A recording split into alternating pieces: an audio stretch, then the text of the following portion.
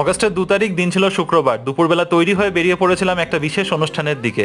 বাড়ির থেকে প্রায় 2-2.5 ঘন্টা দূর, কিন্তু মিস করার তো প্রশ্নই ছিল না। ব্যাঙ্গালোরে প্রথমবার আটিনাগার সোশিও কালচারাল ট্রাস্ট দ্বারা আয়োজিত বঙ্গ উৎসব 2024। চারপাশে বাঙালি লোকজন, আর যেন আকাশে বাতাসে বয়ে চলেছে উৎসবের আগমনী বার্তা। ঠিক পুজোর আগে ব্যাঙ্গালোরের বাঙালিদের জন্য বাঙালি পুজোর বাজারকে তুলে আনা হয়েছে এখানে। শাড়ি, জামা, গয়না থেকে আরম্ভ করে চশমা, পারফিউম, বাড়ি সাজানোর জিনিস কি ছিল না এই মেলাতে। পুজোর বাজারের ওয়ান স্টপ ডেস্টিনেশন। পুজোর আগে চিকপেট, মারাথাহাল্লি বা কমার্শিয়াল স্ট্রিটে ঘুরে সময় নষ্ট করার প্রয়োজনই নেই।